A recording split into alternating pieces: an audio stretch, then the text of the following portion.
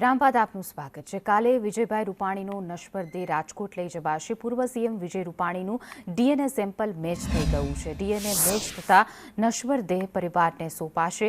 રાજકોટમાં વિજય રૂપાણીની અંતિમ વિધિ કરાશે। ચાર્ટર પ્લેનમાં નશ્વર દેહ રાજકોટ લઈ જવાશે।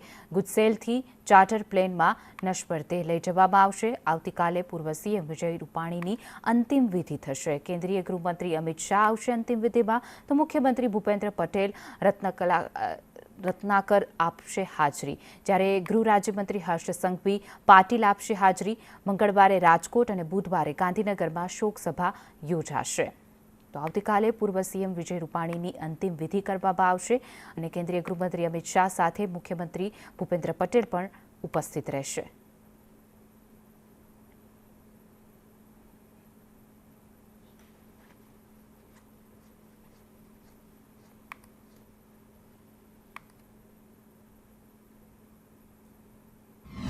રાજકોટ સાથે વિજયભાઈનો નાતો જેટલો ગહેરો હતો, નાનામાં નાના લોકો, નાનામાં નાના કાર્યકર્તાઓની સાથે એમનો હૃદયનો સંબંધ હતો ને એટલા માટે જ રાજકોટવાસીઓ હોય, ચાહે એમને એક વખત મળ્યા હોય કે પછી કાયમી એમની સાથે કામ કરનારા લોકો હોય, એ ક્યારેય વાત સ્વીકારવા તૈયાર નહોતા। હવે તેમના ડીએનએ મેચ થયા છે, એટલે જે પ્રકારે અગાઉ વિગતો સામે આવી હતી કે તેમના અંતિમ સંસ્કાર રાજકોટ ખાતે કરવામાં આવશે, તેમના નશ્વર દેહને તેમના પરિવારને સોંપવામાં આવશે અને ત્યારબાદ જે સમય અને તારીખ છે એ નક્કી થશે। શક્ય છે કે આજે સાંજ સુધીની અંદર એ પ્રક્રિયા છે તે હાથ ધરાય।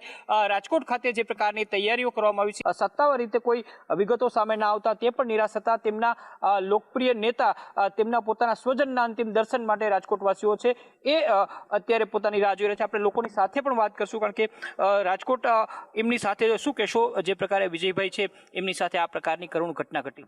વિજયભાઈ એ રાજકોટનો એમ કહી કે જૂનો ગાઢ નાતો છે અને વિજયભાઈ એ રાજકોટને ઘણું આપ્યું છે।